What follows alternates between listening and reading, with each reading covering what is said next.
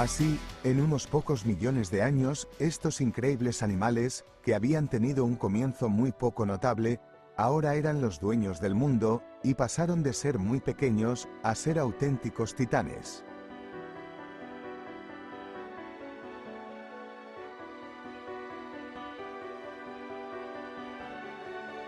Depredadores y presas crecían en lo que parecía una carrera armamentista de tamaños, que les aseguraba la supervivencia.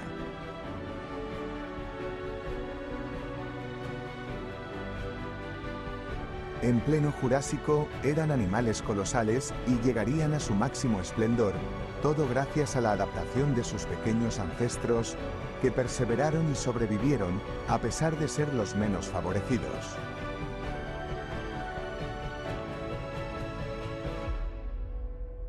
Eran chiquitos Los los primeros dinosaurios y fueron evolucionando hasta convertirse en algunos titanes que pisaron todo el suelo de la Tierra, incluyendo, por supuesto, lo que hoy conocemos con el nombre de Uruguay. Y hace muy pocos días la noticia científica estuvo prácticamente en todos los medios de nuestro país. El Udelartitán celeste es el primer dinosaurio que se identifica por primera vez en Uruguay antes que en ningún otro lugar del mundo. Vamos a estar hablando de ese hallazgo en esta edición de Sobre Ciencia junto con un montón de otros temas, pero para no adelantarnos, lo primero, el salpicón de las principales noticias científicas de esta semana.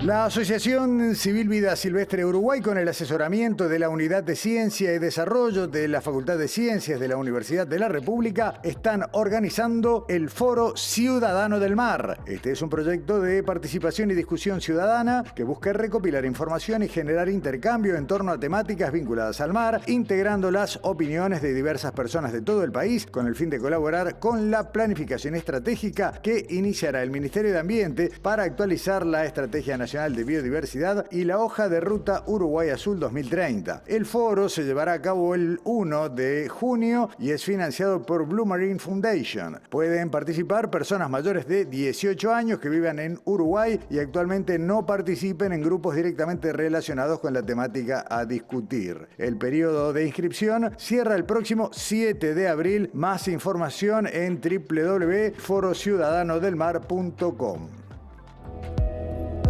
Están abiertas las inscripciones para el concurso de videos cortos sobre movilidad eléctrica, la competencia local de estudiantes de las diferentes universidades de Uruguay del área eléctrica. Se trata de la realización de grupos de videos cortos de hasta 60 segundos que muestren algún beneficio que suponga la movilidad eléctrica, pensando la comunicación para el público en general. El cierre de la competencia será una instancia abierta al público, donde se entregará un primer premio y hasta 3 menciones. El jurado estará conformado por un equipo multidisciplinario de reconocido prestigio que va a evaluar la claridad conceptual teniendo en cuenta el público objetivo del mensaje. También habrá un premio votado por el público asistente. El límite para presentarse es el martes 23 de abril a las 18. Por más información, contactarse a los correos electrónicos gcasaravilla@iee.org o el correo gpc@fing.edu.ui. El Centro de Investigación Básica en Psicología busca voluntarios mayores de 18 años para investigar cómo pensamos el tiempo biológico y el tiempo biográfico. La investigación se compone de 2 estudios y se puede participar de uno solo o de los 2. Uno está vinculado al tiempo biológico y se pregunta de qué forma el despertarse temprano o tarde afecta la manera en que las personas piensan acerca del tiempo. El otro está vinculado al tiempo biográfico e intenta responder de qué forma las preferencias temporales de las personas afectan su manera de pensar sobre el tiempo. Para participar es necesario tener entre 18 y 60 años de edad, no tener diagnóstico de déficit o patologías que impidan entender el significado de las palabras y las frases o que dificulten las habilidades motrices, así como tampoco condiciones de salud que afecten la percepción del tiempo como ansiedad o depresión. Cada estudio consta de 2 partes. La primera es la realización de un cuestionario en línea y una segunda parte en la que hay que hacer una tarea en una computadora de Facultad de Psicología. Para participar se puede ingresar a la web de esta facultad www.psico.edu.uy.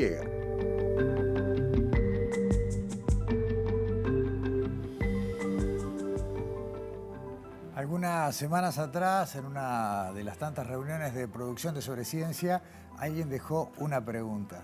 ¿Qué pasó con los bichitos de luz? Y todos nos pusimos a conversar porque eran parte de los paisajes de nuestra infancia, nuestra niñez. Había muchos bichitos de luz y los veíamos y bueno, jugábamos y demás. ¿Qué pasó con los bichitos de luz? Bueno, esa pregunta se le hizo también Daniela Hirschfeld y nos trajo un informe, pero primero vamos a hablar de esto, ¿no? Bichitos de luz, luciérnagas, ¿qué son? La científica con la que conversó Daniela, Patricia González, pertenece a la sección Entomología de Facultad de Ciencias y esto nos contaba y acaba la pregunta.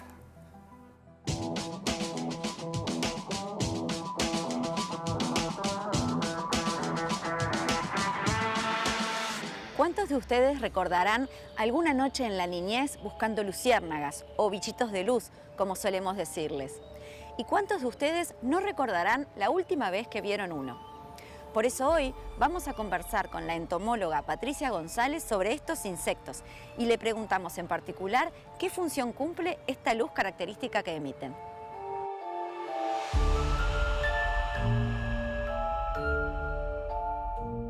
Un bichito de luz, también conocido como luciérnaga, es un coleóptero, es decir, que es un escarabajo, como también lo son los San Antonios, los bichos torito, los guitarreros, son todos del mismo grupo de los coleópteros.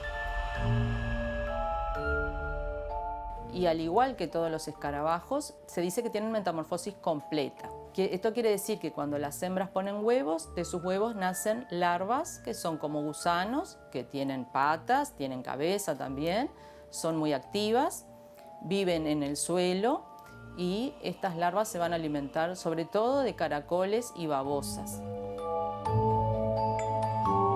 Y luego sufren un proceso de metamorfosis, de transformación y se van a transformar en los adultos, que son los que podemos ver en primavera o verano. En la mayoría de las especies hay diferencias entre los machos y las hembras. Los machos tienen alas, son los que vuelan y los que vemos producir luz en la noche mientras están volando.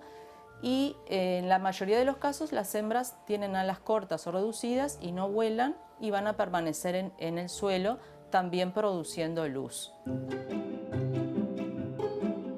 La producción de luz se debe a unos órganos especiales que tienen en el extremo del abdomen, es decir, en la parte terminal del cuerpo. Son órganos que segregan una sustancia que se llama luciferina, que mediante una reacción química, a través de la acción de una enzima, se produce una reacción de oxidación y como producto de esa reacción se libera luz, que es una luz fría que no produce calor. La luz que producen las luciérnagas es utilizada por estas especies para comunicarse entre ellas. Los machos y las hembras de la misma especie tienen como un lenguaje común, cada una tiene su propio código Morse, vamos a decir, emiten destellos a determinada frecuencia, determinado número de destellos por minuto, y de esta manera los machos y las hembras de una misma especie se reconocen y pueden encontrarse para reproducirse.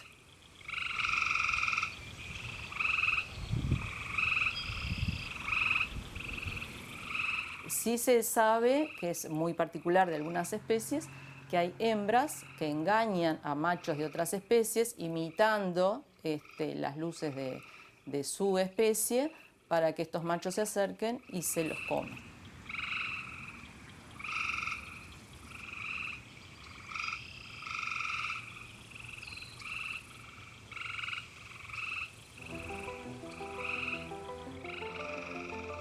No me digan que no se preguntaron mientras veían esta primera parte del informe cuánto hace que no ven un bichito de luz, sobre todo si son urbanos, ¿no? Como nosotros. En otros lugares todavía, por suerte, están acompañando a la noche, pero ¿qué factores están afectando a los bichitos de luz? Bueno, esta fue la pregunta con la que Daniela inicia esta segunda parte del informe.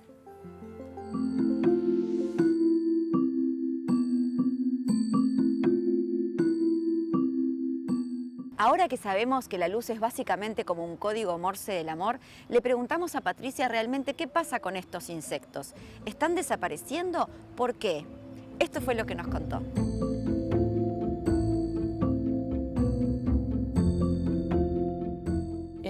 mundo se conocen unas 2.000 especies de luciérnagas diferentes y en Uruguay hasta el momento se han registrado 20 especies, lo cual representa el 1%. Es de esperar que tengamos más especies. El hecho es que en Uruguay no se han estudiado específicamente las luciérnagas, sí se han colectado en diversos relevamientos de muestreos destinados a colectar otros insectos y hasta ahora hemos colectado 20, pero seguramente puede haber más especies. A nivel mundial se están estudiando las poblaciones de luciérnagas porque hay como una percepción de que estas poblaciones están disminuyendo a lo largo de los años y de hecho, por ejemplo, en Europa se están haciendo estudios que comenzaron ya hace 20 años de seguimiento de poblaciones de luciérnagas y se ha constatado la disminución de las mismas, que hay una tendencia a la disminución. En Estados Unidos, por ejemplo, también ya, se han declarado 18 especies en peligro de extinción y se piensa que los factores que han contribuido a esta disminución de las poblaciones tienen que ver con los cambios de hábitat. Las luciérnagas son insectos asociados a ambientes húmedos, a bañados, a ríos, arroyos, a ambientes de bosques. Entonces, la reducción y los cambios de estos ambientes para el uso humano alteran los ambientes que utilizan las luciérnagas para reproducirse o para alimentarse. Recordemos, por ejemplo, que las luciérnagas se alimentan de caracoles y babosas. Entonces, si hay un cambio, una desecación de los ambientes, hay una disminución de sus presas y esto también reduce las poblaciones de luciérnagas. Asociado a los cambios del ambiente, de los usos del suelo, está la aplicación de pesticidas, de herbicidas, de insecticidas, que obviamente también reducen las poblaciones de luciérnagas, así como la de otras poblaciones de insectos. Y en los últimos años también se ha constatado que la contaminación lumínica, la luz artificial nocturna, es un factor que influye negativamente en las luciérnagas, así como también en otras especies de insectos. Incluso hay un estudio particular que ha comprobado que la luz artificial modifica el patrón de luz emitido por el macho y esto hace que no se encuentre con la hembra y entonces disminuyan los niveles de reproducción. Bueno, la disminución de las luciérnagas o la posible extinción local de algunas especies afecta al ambiente porque significa que otros animales que se alimentan de luciérnagas, como pueden ser aves, anfibios, arañas, otros insectos, los murciélagos incluso, también ven reducida su fuente de alimento y a su vez esto puede traer también un aumento de sus presas.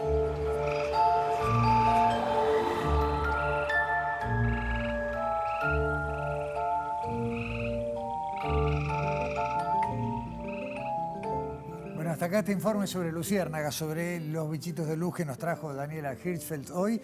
Pero además recordemos, estamos en la primera edición de este mes de abril de Sobre Ciencia y como ya pasa a ser una costumbre, en el primer programa de cada mes tenemos a bardo científico. Leticia Feipe, en nombre del colectivo, nos deja su historia. Acabo de llegar de Brasil. Fui a visitar a Selva, mi mejor amiga de la infancia. Cuando éramos así, a Selva y a mí nos encantaba jugar a que recorríamos el mundo.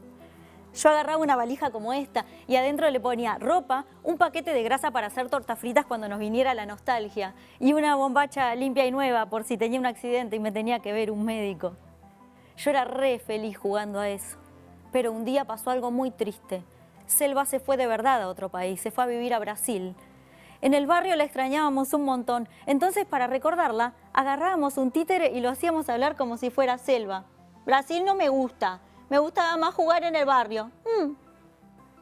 El hermano de una de mis amigas era más grande y estudiaba antropología y cada vez que nos veía hacer eso decía, pero están diciendo cualquiera, Selva debe estar de fiesta, ustedes dicen eso por puro etnocentrismo. La cuestión es que estuve un montón de años sin saber nada de Selva, hasta que hace poco me llamó y me invitó a visitarla. Y yo dije, ¡ay, Brasil! ¡Qué cosa más linda, más llena de grasa! Y llena de grasa me llevé la valija. porque hacía tanto tiempo que no la veía que dije, qué mejor que festejar el reencuentro haciendo un montón de tortas fritas. Y allá fui y llegué. Selva vivía en una aldea indígena. Lo primero que vi fue un hombre, desnudo, sin taparrabos, que me dijo, hola, ¿querés sentarte en el tronco? Había un tronco ahí. Y me senté y quise romper el hielo, así que le dije, está linda la aldea, ¿es muy caro comprar un terrenito por acá? ¿Cómo que comprar? Me dice, la tierra no se compra, es como pagar por el agua. ¿Ustedes no pagan por el agua? No, es como pagar por el aire. Yo no lo sabía, pero eso era el etnocentrismo. Aquello de lo que hablaba el hermano de mi amiga. Es cuando miramos todo desde el punto de vista de nuestra cultura. Por ejemplo, cuando decimos, ay, qué asco los que comen murciélago, pero chupeteamos el mate entre todos. O como en las películas, cuando los extraterrestres invaden siempre el mismo país. Por culpa de mi propio etnocentrismo me terminaron echando de la aldea.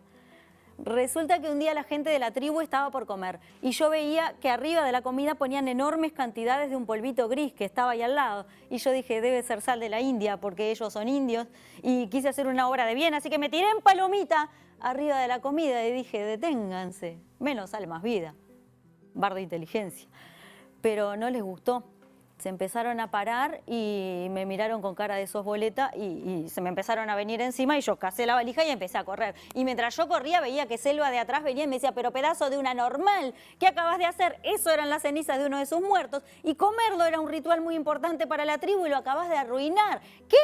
Y yo seguía corriendo y de repente llego al borde de un morro y digo, ¿qué hago? Me tiro, me subo a la valija, empiezo a sacar paquetes de grasa para afinar el cerro onda skater y con el elástico nuevo de mi bombacha limpia y nueva, saco más paquetes de grasa y empiezo pimba, pimba, pimba, a defenderme de la tribu que me quería linchar. Y acá estoy, un poco rota. Pero aprendí una lección, y es que para interactuar y para viajar no hace falta una bombacha limpia y nueva. Hacen falta por lo menos 2. Y además mucha empatía e información. Gracias. Muchas gracias, Leticia. Bueno, gracias a ustedes. Esperamos nuevamente a Bardo la semana que viene. Muchas gracias por traer un tema de otro tipo de ciencia, de las que también nos gusta tener aquí en Sobre Ciencia, en este caso antropológico. Antropología. Muy bien, Leticia Feipe, muchas gracias. Gracias. Pausa en Sobre Ciencia, ya volvemos.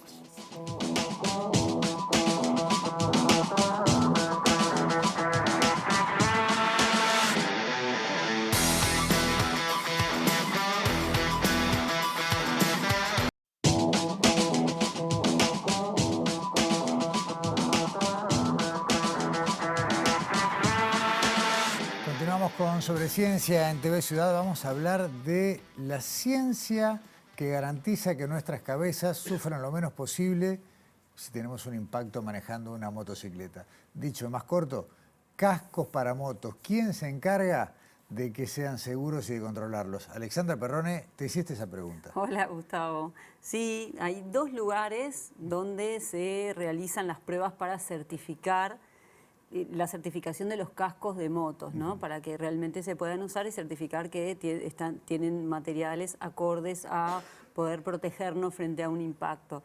Uno es el Laboratorio Tecnológico de Uruguay, el LATU, y otro no tan escuchado es el laboratorio es el Instituto de Ensayo de Materiales de la Facultad de Ingeniería. Okay.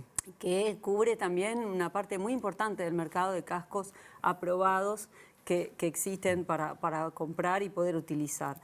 Y nosotros estuvimos hablando con Pablo Raimonda, que es profesor adjunto del Departamento de Aglomerantes, Hormigones y Afines, y es director del Instituto de Ensayo de Materiales.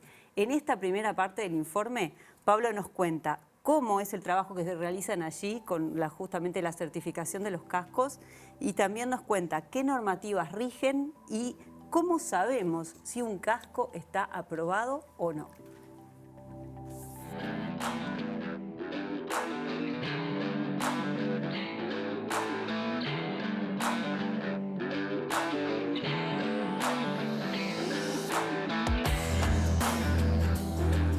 Dentro del Instituto de Ensayo de Materiales hacemos ensayos tanto de cascos de motocicleta como de obra de construcción. Los de cascos de motocicleta están reglamentados, los otros están reglamentados pero son más bien voluntarios. Cuando uno va manejando en una motocicleta, está expuesto a una serie de peligros en el tránsito. La parte que más se lesiona del cuerpo es la cabeza. La forma de proteger la cabeza es con un casco. Un casco lo que hace básicamente es evitar cortes por un lado y por otro lado evita o amortigua los golpes. Un ejemplo simple, un ejemplo de física secundaria es la conservación de la energía. Yo voy en la moto, voy a determinada velocidad, tengo determinada masa, tengo determinada energía cinética. Cuando me caigo o cuando tengo el siniestro, golpeo, me detengo y toda esa energía cinética, suponiendo que eliminamos la fricción y demás, haciendo una supersimplificación, la convertimos en energía potencial. Si hacemos el cálculo a una velocidad de 45, 50 kilómetros por hora más o menos, igualando energía cinética con energía potencial, lo que vamos a obtener va a ser que equivale a tirarse de un piso, más o menos un piso 3 de un edificio. Poco para que se imaginen el impacto que tiene el uso o no uso del casco.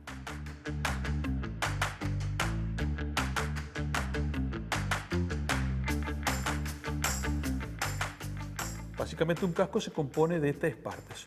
Una carcasa exterior, que está compuesta, depende un poco de la calidad de casco que uno compre, de distintos materiales. Puede ser de polipropileno, por ejemplo, y los hay en el mercado. Puede ser de ABS, puede ser de plástico reforzado con fibra, depende un poco de la calidad. Eso básicamente lo que hace es proteger de las piedras, proteger de los cortes.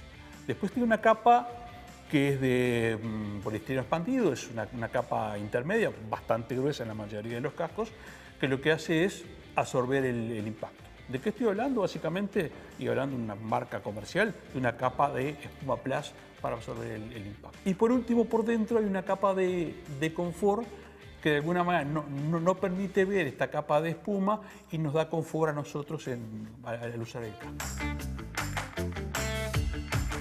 Para saber que un casco está aprobado, lo que se hace es verificar que tengan el sello del que lo aprobó, ¿no? En este caso del Instituto de Ensayo de Materiales. Este sello se diseña y se fabrica, de acuerdo a norma. La norma establece color y tamaño, pero además el sello cuando se coloca en el casco, después que se colocó una vez y uno lo quiere sacar, se rompe. ¿Para qué? Para evitar que lo puedan pasar de casco a casco. Es una de las cosas que verificamos cada tanto. No conforme con eso, además, el sello tiene trazabilidad.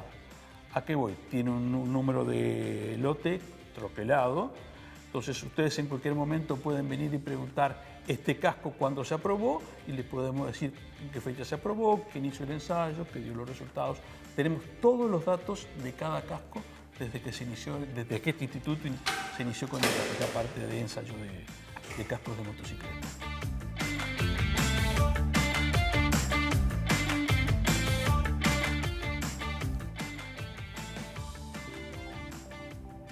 Le hacen de todo al casco, ¿no? Por lo visto, está bien. Se trata de que cuando haya una emergencia proteja lo que tiene que proteger, que es la cabeza del motociclista. Claro, yo le pregunté a Pablo cómo llegan los cascos al instituto, ¿no? Y bueno, él nos decía que el importador se comunica, en este caso, con el instituto para solicitar la aprobación del lote, se aprueban por lote los cascos, pero el instituto manda un inspector para de ese lote elegir 9 cascos. O sea, que no es la persona que quiere vender los cascos el que elige los cascos que de repente considera que están en mejor estado, no.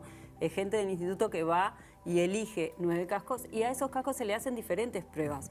Pero es una prueba por casco, porque justamente si se daña un casco de alguna manera, no vamos a saber qué pasa con la siguiente prueba, ¿no? Claro. Y bueno, nos cuenta en la última parte del informe qué tipo de pruebas se realizan a los cascos para poderlos aprobar, en cuánto tiempo se recomienda cambiar un casco y también nos cuenta un poco las pruebas y lo que pasa con los cascos para la construcción, que también se aprueban allí en el instituto. Y bueno, justamente también una cosa que tú me preguntabas, Gustavo, los cascos de bicicleta. ¿Qué pasa con los cascos de bicicleta? Lo vemos en la última parte del informe.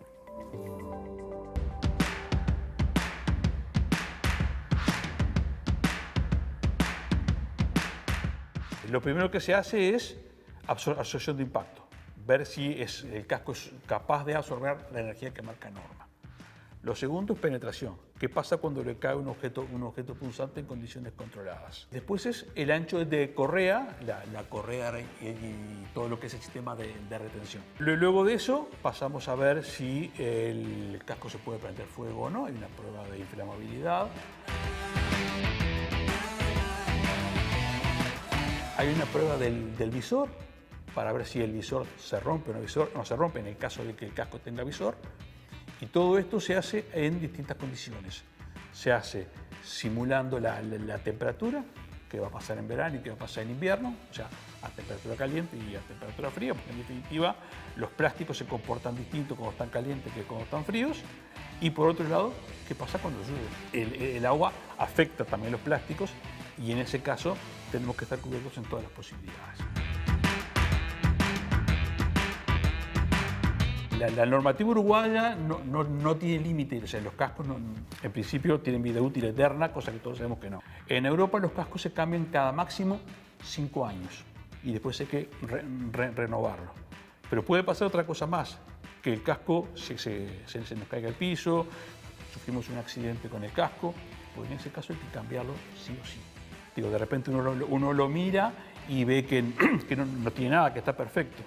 Pero el casco puede tener microfisuras que no las vemos, que fue el golpe que recibió cuando el accidente, y en ese caso, digo, por ahí se va a romper y va a durar menos o va a resistir menos para lo cual fue diseñado. Entonces, yo recomiendo no solamente cambiarlo, sino hacer un buen mantenimiento, ¿no?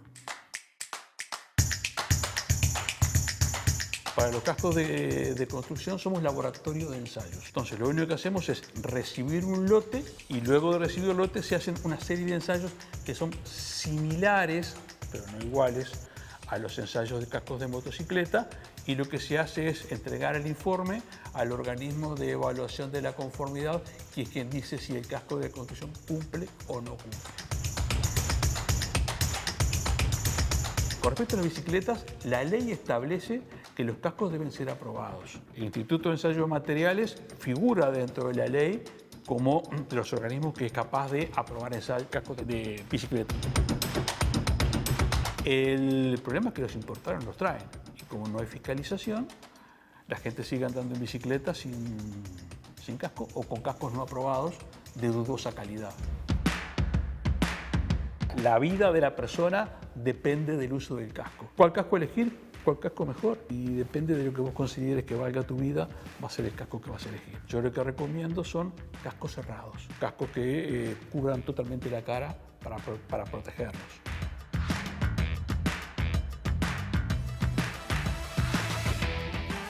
Hasta acá el informe de Alexandra Perrone con el tema de la seguridad y el control de calidad que se hace en Facultad de Ingeniería a los cascos especiales para ser utilizados en motocicletas. Pero ahora el cambio de tema es total. Es un gusto, hace mucho tiempo que queríamos aprovechar algunos de los viajes de nuestra invitada a Uruguay para poder tener esta conversación que forzosamente va a ser más corta de lo que nos gustaría porque hay muchísimo para hablar, pero no deja de ser un montón poder tener a la doctora Mariana Vaz aquí en Estudios. Bienvenida a Sobre Ciencia. Mariana, gracias por acompañarnos. Muchas gracias, Gustavo. Mariana es viróloga, pero con una trayectoria que le ha llevado a ocupar actualmente un lugar de profesora en la Facultad de Medicina de la Université Laval en Quebec desde el 2022. También es titular de la Cátedra de Investigación Sentinel North en virus respiratorios de la interfaz animal-humano, emergencia y control, y otra larga lista de cargos actuales y pasados. Tuviste hace poco responsabilidades también en un laboratorio de OMS en Australia y de allí volviste a Canadá. 20 años desde que te fuiste a Uruguay, Mariana. Sí. Egresada de Facultad de Ciencias, como bioquímica. Egresada de Facultad de Ciencias de la sección de Virología. Ahí se inició toda mi vida profesional y bueno, y después tuve diferentes oportunidades. Pasé por el Ministerio de Salud Pública, trabajé en el Laboratorio de Virus Respiratorios y luego me fui a hacer una maestría y doctorado en Quebec, en Canadá, y que trabajé en antivirales, en evaluación de antivirales para el virus de la gripe. Trabajé con los virus pandémicos del 2009 y luego me fui a hacer un postdoctorado a Estados Unidos, al Instituto Nacional de Maryland, y ahí trabajé en el desarrollo de vacunas de influenza que tengan un potencial pandémico. Entonces ahí tuve, además de trabajar en el desarrollo de vacunas, tuve la oportunidad de trabajar mucho en laboratorios de nivel, de nivel 3, de bioseguridad 3, que luego me abrió un poco las puertas para volver a Canadá y terminar la construcción de un laboratorio de nivel 3 en el lugar donde ahora estoy. Simplemente para que la gente se oriente, un laboratorio de bioseguridad nivel 3 es creo que es la más alta y permite trabajar justamente con virus vivos, ¿no? Sí, no es la más alta, hay un nivel 4, okay. Que hay uno solo, por ejemplo, en Canadá, y hay en relativamente pocos países, pero el de nivel 3 es donde podemos trabajar con el virus de la gripe aviar, con el virus de SARS-CoV-2, el virus que produce COVID-19, y muchos otros virus de nivel 3. Y conocer los virus, Mariana, también de alguna manera es no solo saber el comportamiento, las vías de contagio y demás, sino también, vos lo mencionaste más de una vez en esta introducción, la posibilidad de desarrollar el antídoto, o sea, la vacuna. Claro, sí. En realidad yo hice las dos tipos de formaciones que son un poco complementarias y son lo que ahora también trabajo en mi propio laboratorio. Por un lado, la parte de desarrollo y de evaluación de antivirales para virus respiratorios, y incluyendo el virus de la gripe, el virus que produce COVID, y por otro lado, a su vez, desarrollo o evaluación de vacunas para estos virus respiratorios. Me encargo más que nada de los virus respiratorios, que hay muchos, claro, y que nosotros tocamos una pequeña cantidad de esos más de 200 virus respiratorios que nos afectan generalmente. Aparte, creo que no deben ser todos, pero una gran parte de ellos son virus que mutan mucho, con lo cual el conocimiento debe ser actualizado permanentemente. Claro, sí, en realidad los virus que son con un genoma de ARN son los que mutan más, y hay otros virus que son genoma ADN que son más, evolucionan más lentamente. Entonces, los virus ARN, como el virus de la gripe y el virus de SARS-CoV-2, son virus que se equivocan bastante y con esas generan mutaciones que van a producir la evolución y la generación de variantes, como son muy populares después de COVID, son un vocabulario que utilizamos generalmente corriente, ¿no? Cotidianamente. ¿Son todos zoonóticos estos virus? No todos son zoonóticos, pero una gran parte de las enfermedades infecciosas que afectan a las personas, hablamos entre el 60 y 70%, vienen originalmente de animales. Entonces, de ahí la importancia de trabajar con la vigilancia de lo que está sucediendo, de lo que está circulando en los animales, en los humanos, en el ambiente, un poco el concepto ese de una salud. De una salud. Claro, y ahí está, ¿no? Ahí se inserta claramente con tu perfil, la pandemia te tensionó a mil, ¿no? Porque en definitiva es una emergencia global vinculada a un virus de características respiratorias, de origen animal y demás. Bueno, entraba en el núcleo de tus conocimientos. Y sí, y justo yo estaba en las últimas etapas de la certificación del laboratorio nivel 3 allá en Quebec, y bueno, cuando surgió que declararon la pandemia, etcétera, obviamente nos pusimos todos a trabajar en eso 100%, ¿no? De hecho, hace poco empezamos a retomar el tema de influenza, porque ya estamos como más avanzados en el tema de la pandemia, y etcétera. No fue ni la primera ni tampoco la última interacción que tuviste con pares tuyos aquí en Uruguay, pero recuerdo que durante la pandemia presentaron proyectos, trataron de llevar adelante algunos estudios de todo lo que no se sabía del SARS-CoV-2 y con ida y vuelta de materiales y demás, ¿no? Sí. En realidad sí hicimos estudios con colegas de acá de Uruguay, colegas y amigos de Uruguay, y bueno, por diferentes circunstancias terminaron en Australia, porque yo justo me mudé en esa transición, y bueno, ahora que volví a Quebec, estoy retomando colaboraciones y continuando las colaboraciones de siempre, que es un placer para mí colaborar con el país de donde yo salí y que fue la que me abrió las puertas para llegar, digamos, a hacer todo lo que pude hacer, ¿no? Esa formación de base sobre la cual después montaste todo lo demás. Exacto. Mariana, ahora voy a volver a lo que es el vínculo tuyo con Uruguay y sobre todo el vínculo científico, pero quiero detenerme un segundo en el tema vacunas, porque tuvimos una revolución, al menos como habitantes comunes, en cuanto a la llegada de estas vacunas con ARN modificado, con principios que antes no existían.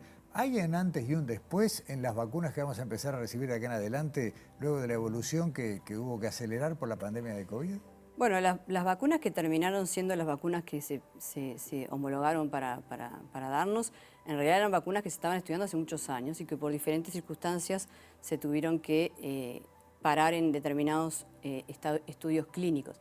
Pero son vacunas que ya las conocíamos, ¿no? Pienso que esas vacunas probablemente sean potenciales candidatos si hay una nueva pandemia. Dependiendo del virus que se genera, si estamos hablando de un virus influenza, por ejemplo, que ahora hay una cantidad de eclosiones a nivel de gripe aviar, que está tocando no solamente las aves, sino los mamíferos y eventualmente casos esporádicos de humanos. Hace más de 70 años que tenemos experiencia en vacunas en determinadas plataformas para vacunas de la influenza, entonces probablemente sean esas las que se utilicen, pero probablemente también tengamos que usar muchas plataformas diferentes. Entonces, en ese sentido, van a haber diferentes tipos de vacunas que van a probablemente desarrollarse mucho más rápidamente que lo que si estuviéramos hace unos años atrás. La pandemia de COVID nos ha ayudado muchísimo a avanzar en eso y a mejorar muchísimas cosas. Nos quedan muchas para mejorar aún, pero vamos a estar muchísimo más preparados que hace 5 años atrás, ¿no? Entre otras cosas, además de lo que uno hace cuando vuelve al país por un tiempo, que es las cosas personales, estás desarrollando algunas actividades con grupos de trabajo del Instituto de Higiene, que ya anticipo que vamos a tener más adelante sobre ciencia en algunas semanas más. Pero, ¿en qué están trabajando ahora? Bueno, estamos trabajando con Fernando Silveri, trabajamos hace tiempo en evaluación de vacunas con adyuvantes, un adyuvante que es generado en el laboratorio de él. Y bueno, yo lo que introduje acá fue un poco la experiencia en la parte de virus de influenza y ahora estamos trabajando con modelos que representan las poblaciones vulnerables, son modelos de animales que son envejecidos. Y entonces lo que hacemos es testear las vacunas y ver la eficacia de esas vacunas en determinados modelos que representan personas inmunosuprimidas, personas mayores y probablemente otros modelos que se vengan más adelante. Acá aparece algo que también supo estar en su momento sobre ciencia y seguramente tendrá otra vuelta, que vos hablabas de los coadyuvantes, que son los principios que hacen que una vacuna, que el principio activo sea más eficaz. Estoy tratando de explicar, sin meter la pata de ser sencillo. Pero acá aparece una sustancia que viene de un árbol típico. Sí, es un árbol típico que en realidad acá lo han aislado aquí y en Brasil también, y a través de una gran cantidad de diferentes procesos que se hacen para purificar eso, luego se llega a un líquido que se junta con la vacuna que nosotros recibimos normalmente, y eso se testea a diferentes niveles, y de ahí podemos poder evaluar la eficacia de esa vacuna o de otras que ya se han estudiado también en el Instituto de Higiene, ¿no? Bien, este árbol, la Quillatja brasiliensis, algunos la recordarán porque ya ha sido motivo de notas, pero termina siendo una promesa, porque todavía está en evaluación, de un agente que puede hacer que las vacunas sean más eficaces o que sean también más tolerables. Vos hablabas recién de las poblaciones de riesgo que no siempre pueden ser vacunadas o no siempre tienen efectividad. Claro, generalmente a las poblaciones de riesgo se les tiene que ayudar un poco más, ya sea en aumentando la cantidad de la vacuna que le estamos dando o ayudándola con adyuvantes que lo que van a hacer es estimular la respuesta inmunitaria más para que tengan una mayor eficacia. Eso puede pasar en personas mayores o en personas inmunosuprimidas, en diferentes poblaciones vulnerables. Que por otro lado es un poco el tema de investigación que yo hago en Canadá, es tratar de ayudar un poco a entender un poco más cómo podemos tratar a ese tipo de poblaciones, porque generalmente necesitan ya sea antivirales, más cantidad de antivirales o diferentes o tratamientos más largos, o lo mismo con las vacunas, 1 dosis, 2 dosis, 3 dosis, etcétera, porque son personas que tienen su sistema inmunitario más débil. Claro, correcto. Todavía tenemos el COVID entre nosotros, si bien ya no con el grado de virulencia de cuando se desató la pandemia, pero es un virus circulante. No entra dentro de tu campo más estrecho de trabajo, pero estamos adentro de una circulación alta del virus del dengue. En 3, 2, 1 estamos hablando de la influenza nuevamente, de las típicas gripes. ¿Hay más virus que antes que afectan a las personas o leemos más el diario? Bueno, creo que hay mucha más información, ¿no? y se expone al público un poco más a lo que está sucediendo, ¿no? El tema de la gripe aviar es bastante importante. Perdón, no la mencioné, ni el aviar. Preocupante. Claro. Por ejemplo, el dengue, la gripe aviar, bueno, Zika si resurge, chikungunya, todos esos virus respiratorios o no respiratorios, yo creo que hoy en día es como que más, gracias a los medios también tenemos más acceso a la información y entonces la población está más informada, digamos, ¿no? que está muy bueno eso, ¿no? Pero además, y vuelvo al concepto de una salud que vos manejaste hace un rato, al tener más presión humana sobre los ecosistemas naturales y reduciendo hábitats y demás, también hay como una más veloz interacción con agentes que no eran conocidos, no habían infestado antes a humanos. Claro, el tema es que también está que las personas también tienen están en estrecho comunicación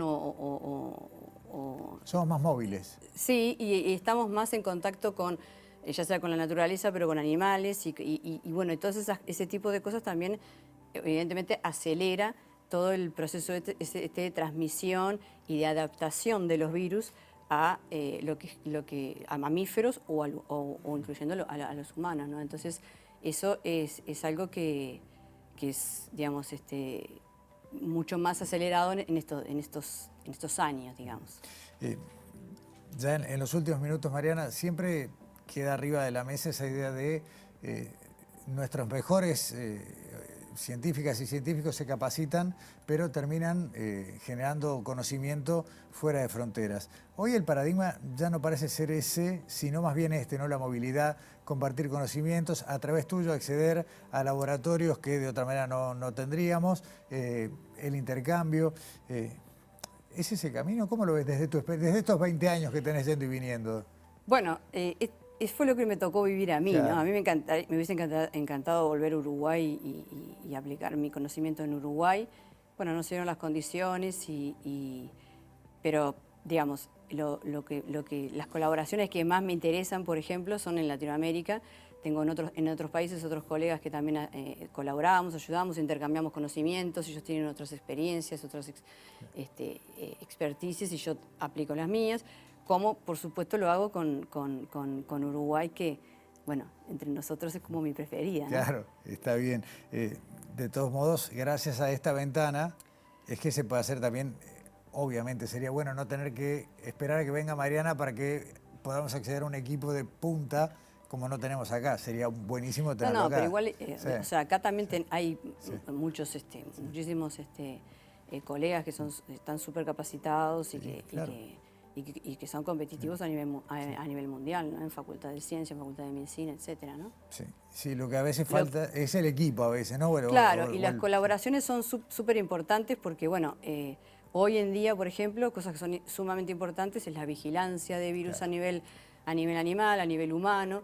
Entonces tenemos epidemiológico, tenemos médicos, tenemos bioinformáticos. Los bioinformáticos nos ayudaron muchísimo durante la campaña, la pandemia, porque ellos secuenciaron los virus, las nuevas variantes, etc. Entonces se generó muchas colaboraciones durante la última pandemia, que eso sin duda es importantísimo porque nadie puede trabajar solo en su propio rinconcito, porque avanzaría mucho más lento. En cambio, cuando nos juntamos con diferentes colegas con diferentes habilidades, evidentemente se puede avanzar muchísimo más rápido, ¿no? Mariana, la dejamos por acá por hoy. Nos van a recibir en el laboratorio junto a Fernando Silveira, que ya nombraste hace un rato, allí en el Instituto de Higiene. Muchas gracias por venir a Sobre Ciencia y bueno, y por seguir viniendo cada vez que venís a Uruguay. Okay. Muchas gracias. Hasta pronto. Gracias. Pausa y ya seguimos en el próximo bloque. Toca hablar del Udelartitán celeste.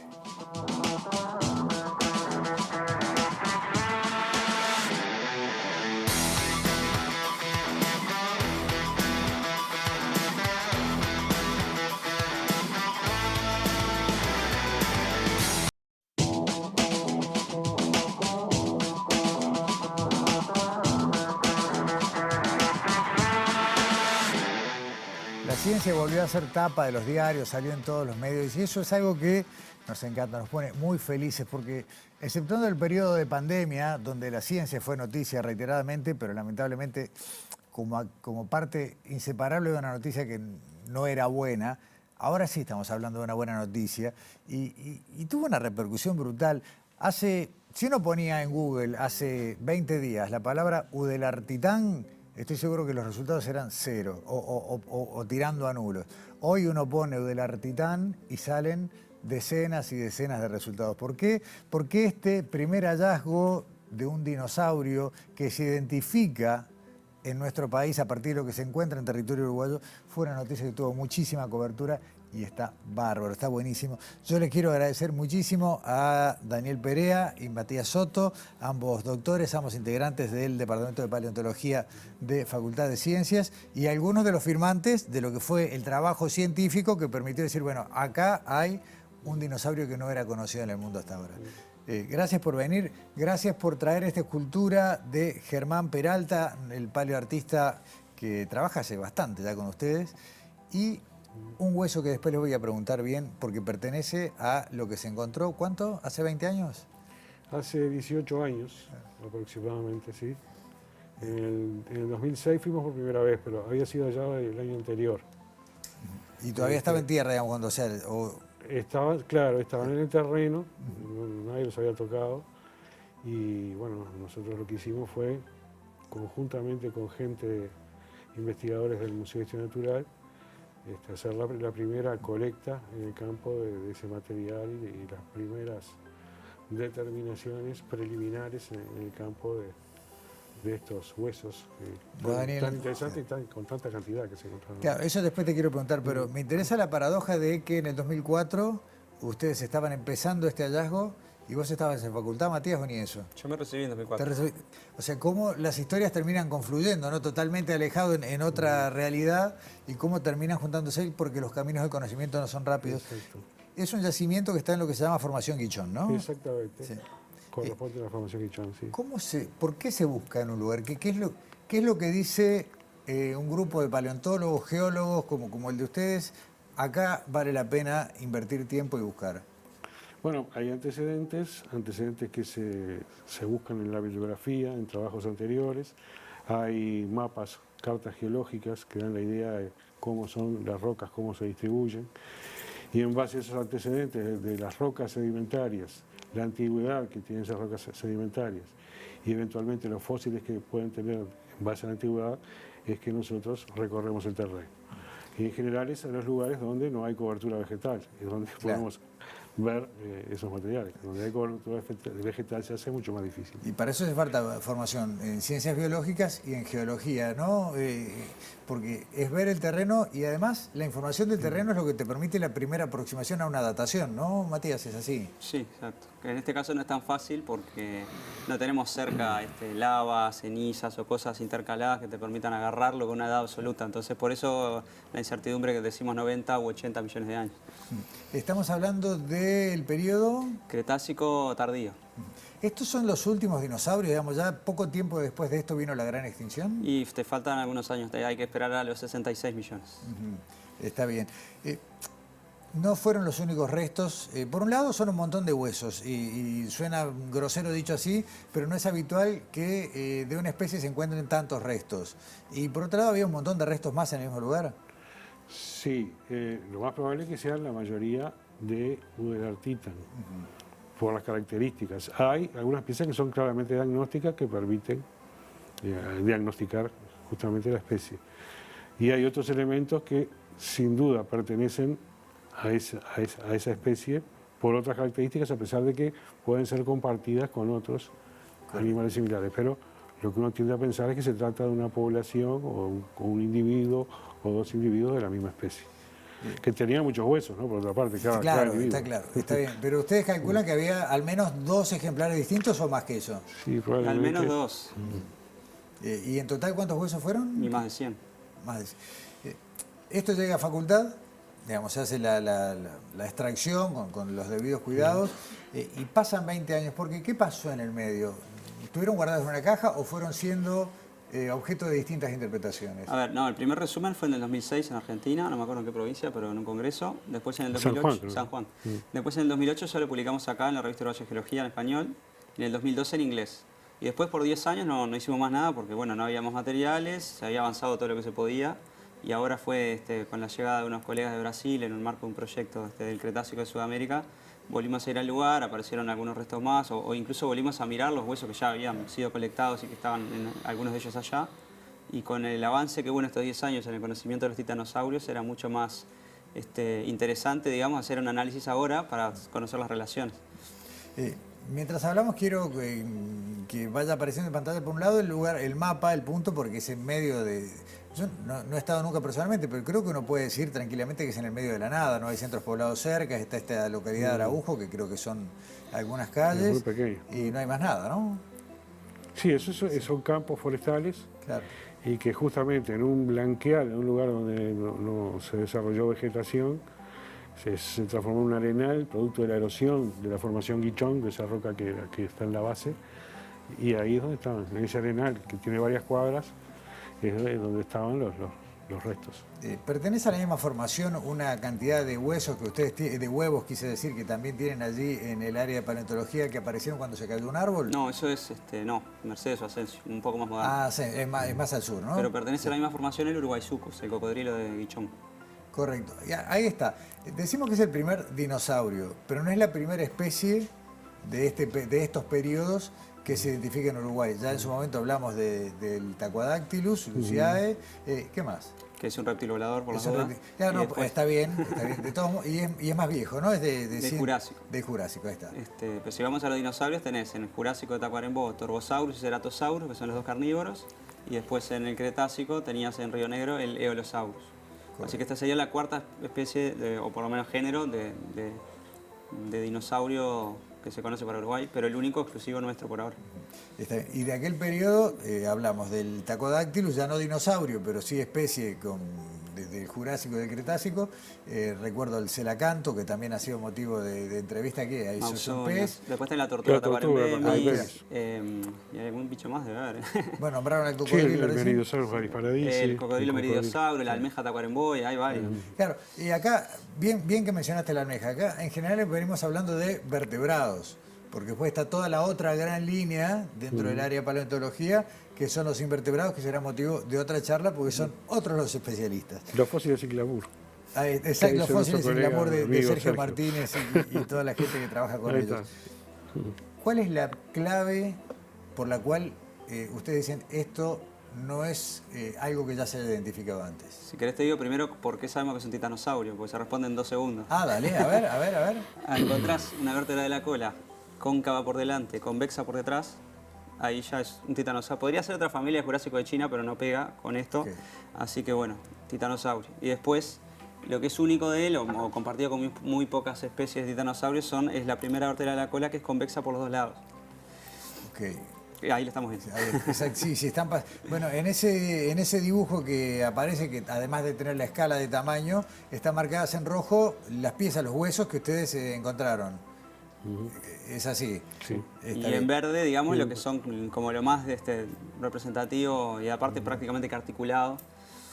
Perfecto. Y mientras tanto también estamos viendo algunas imágenes de toda la colección completa que ustedes tienen allí en paleontología. Incluso le pusimos allí los anteojos para que hicieran de medida. Esto...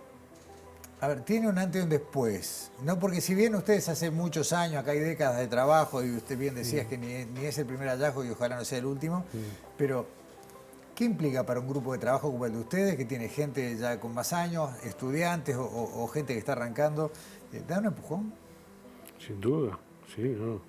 Sin duda que da un empujón. El empujón se viene dando hace ya unos años atrás. Se podría decir que el estudio del Mesozoico y los dinosaurios es una de las cosas más nuevas que hay en materia de paleontología en Uruguay. El auge que ha tenido en las últimas 2 décadas, en particular en la última década, ha sido importantísimo. Y bueno, esto es un inicio, porque hay muchas cosas para hacer, quedan muchas cosas para hacer. Está bueno. Y otro día vamos a hablar del Museo de las Huellas, que ya hemos hablado acá, pero Sí, que también cómo muestra cómo también se puede hacer algo muy entretenido, que convoque gente, que genere actividad Claro. económica incluso, ¿no? Exactamente. Porque a veces la gente no se da cuenta que esto puede tener retorno. ¿no? Exacto. Exactamente, un lugar donde se pueda pasear, aprender, tomar contacto. Y insisto, lo vamos a dejar para otro programa, incluso Va a creo ser, que es el primer museo paleontológico en sitio de Uruguay. de Uruguay, ni más ni menos, y que se está trabajando muy bien, por suerte. Sí, por suerte sí. Volvamos al Udelartitán. De lo que ya se conoce en Uruguay, ¿fue la especie más grande que pisó este territorio? No, porque tenemos unas huellas del Jurásico de un saurópodo, un dinosaurio de cuello largo, pero que se estimaba con 26 metros de largo, o sea que era bastante más grande que este. Un diplodócido, sería otra familia. Bien. Este está emparentado, el Udelartitán, a otros titanosaurios de la zona, ¿no? Algunos Sí. parecidos en Brasil, en Argentina. Hay algunos en Brasil, algunos en Argentina, uno en Estados Unidos, que es raro que esté ahí, pero fue, digamos, una emigración que hubo a fines del Cretácico. Porque en ese momento, está bueno para que la gente se ubique, era una sola masa de tierra con lo que hoy se llama África, pero a su vez Norteamérica estaba por otro lado. No, ahí ya habíamos dejado de ser una sola masa de tierra con África. Sí, ya Bien. estábamos hace rato. Ok. Bien. Perfecto. Es un tema que siempre se me confunden los años, ¿no? Los 110 y demás. Puede pasar, sí. Está bien. La particularidad de lo del Artitán es que es nuestro, que lo de Celeste, además, si faltaba algo para dejarlo claro, está marcado. Este equipo tiene gente de Argentina también. Ustedes trabajaron con gente de Argentina, hablaste de una colaboración con gente de Brasil Sin que duda, disparó sí, la investigación. ¿Tenemos estudios regionales en paleontología? Porque vos decías, estas especies aparecen o cercanas, en otros lados migran, se pueden reconstruir territorios, climas, conociendo dónde había otra especie. ¿Se está trabajando bien con los profesionales de otros países? Sí, sin duda. Tenemos los proyectos, la mayoría de los proyectos que han financiado los trabajos han sido de CSIC, UDELAR, pero también hemos tenido proyectos ANI, algún apoyo de la Jurassic Foundation. Y bueno, esto que mencionabas con colegas brasileños es un proyecto FAPESP, del Fondo de Amparo a la Pesquisa de Estado de San Pablo, que fue el que dio el puntapié definitivo, digamos, para la propuesta de esta especie con el conjunto de colegas, tanto brasileños como argentinos, que trabajaron con nosotros y liderados por Matías, ¿no? Y sí, eso es una cosa que es fundamental, el apoyo de agencias, Y la interacción. y la interacción con colegas es permanente. Dentro del acervo que hay en el Departamento de Paleontología, así como tuvo una maduración de 20 años, ¿quedan cosas por identificar, por estudiar, por agarrar en profundidad? Sí, siempre tenemos varias cosas en paralelo con distintos grados de avance. Así que sí, tanto en esta formación como en Tacuarembó hay cosas así en los próximos meses o años se van a seguir publicando. Estamos hablando de lo que ya encontraron y que está esperando, digamos, la posibilidad de profundizar el estudio. Ni hablemos de lo que habrá para Ni buscar. hablemos de lo que no se ha encontrado. Sí. ¿Por qué hay en determinados lugares, Tacuarembó, Paysandú, un poco de Salto, tanta no digo facilidad, pero tanta posibilidad de encontrar restos de estos periodos? Eso lo explica la geología. Hoy un poco hablaba de la cobertura vegetal, ¿no? Justo en este arenal de 20 y pico de hectáreas era difícil no encontrar un fósil. No quiere decir que en otras partes de Paysandú no haya, o en otras partes del país, en la formación de Tacuarembó, debe haber fósiles, pero si están enterrados bajo de cientos de metros de basalto, no le vas a ver nunca. O sea que acá es la geología de una mano también, el comportamiento de las capas. Y la erosión, y la suerte, y el ojo. La casualidad también influye. Claro. Casualmente en ese lugar, en esa cuenca, hay depositadas rocas del Mesozoico. Entonces, ahí Pero lo que es curioso es que todo ese desierto de 1 millón de kilómetros cuadrados que seguía para Brasil, Paraguay, hasta en Namibia, como en Brasil no se encuentran fósiles como los nuestros. Tienen huellas de dinosaurios, pero no tienen huesos, dientes, escamas, todas esas cosas que tenemos de peces. Sí, probablemente porque estén mucho más locales. abajo. Claro, son fenómenos locales que se dan en determinados lugares y en otros no, a pesar de que se trate de la misma roca, ¿no? Es curioso eso, sí. Pasa muy frecuentemente en paleontología. Está muy bien. Y la casualidad, decía recién, como la Sí. que los llevó a parar el auto al costado de una carretera y encontrar las huellas de lo que va a ser el museo de sitio. A descansar un poco y así El apareció. Cretácico nuestro capaz que es más difícil de trabajar porque como suelen ser buenos campos, hay mucha cobertura. Entonces no es la Patagonia o San Juan. Por algo Argentina tiene como 40 especies de titanosaurios y nosotros acabamos de encontrar la primera. Bueno, también es una cuestión de tamaño. Se supone que en más territorio tenés más chance de encontrar algo. También. Pero si es árido, mejor para la paleontología. Está bien, sí, en Uruguay, clima, digamos, territorios áridos, no hay demasiado. ¿Cómo sigue esto? O sea, acá se publicó, esto ya está, no tiene vuelta atrás, hubo un periodo incluso largo hasta que el artículo terminó de tomar forma, fue aceptado, fue publicado. ¿Ya está el Udelartitán? Y yo creo que después de 3 artículos ya está. Puede quedar alguna cosa muy de detalle para hacer en algún caso, pero ya es hora de moverse a algún otro bicho. Tampoco nada es un dogma, ninguna especie es un dogma, ¿no? Claro. Todo está sujeto a discusión, la ciencia es abierta, o sea que esto se puede seguir discutiendo. Es una propuesta que está bien demostrada para la ciencia hasta el momento y se seguirá demostrando de alguna manera. Claro. En el futuro, ¿no? Algún otro hallazgo de otro bicho te puede cambiar la posición, ¿viste? Yo, por ejemplo, me hubiera gustado que se hubiera formado bien un grupito de bichos con la primera vértebra biconvexa y no se dio tan así como yo quería. Y bueno. Pero bueno. Pero eso también es por lo incompleto de algunos materiales, ¿no? Lo que se va a poder encontrar y rescatar. Yo les quiero agradecer muchísimo a Daniel Perea, Matías Soto. Daniel, es la primera vez que estamos contigo en Sobre Ciencia. Sí. Con Matías con hemos hecho gusto. nota en todos los formatos que he ido pasando Sobre Ciencia y seguiremos haciendo, simplemente a modo de título, algunas cosas que mencionamos recién. Esperamos con muchas ansias la puesta en funcionamiento del Museo de Sitio de las Huellas de Dinosaurio en Tacuarembó. Sabemos en breve. En breve será. Y mientras tanto se siguen encontrando huellas, ¿no? Ustedes van periódicamente. Sí, estamos yendo una vez por mes y lo que se está haciendo es preparar las huellas halladas, se están acondicionando porque el tiempo hizo que se llenaran de tierra, de vegetación. Entonces está haciendo, digamos, primero un trabajo de limpieza y después se van a preparar una por una las huellas para que queden bien prolijitas, digamos, bien maquilladas y se puedan ver para todo el público, ¿no? Pero está abierto al público de todas maneras. Exactamente, ahí en la Ruta 26. En la Ruta 26, sí, Cuchilla del Ombú. Daniel Perea, Matías Soto, gracias por venir a Sobre Ciencia, gracias por no parar nunca de hablar de algún dinosaurio o algún otro bicho de la época nuevo y bueno, nos seguimos viendo. Ha sido un gusto, Gustavo. Un placer. Y ha sido un gusto también, hablando en serio, con esto cierro, ver lo que decía en el arranque, ver la repercusión mediática. Hoy la ciencia tiene espacio y la gente lo puede conocer. Así es. Hasta la próxima. Gracias. Cerramos nuestro programa de hoy con el Udelartitán en la mesa, con uno de los huesos recuperados allá en Paysandú. Nosotros volvemos acá la semana que viene. Gracias por acompañarnos en tu visita.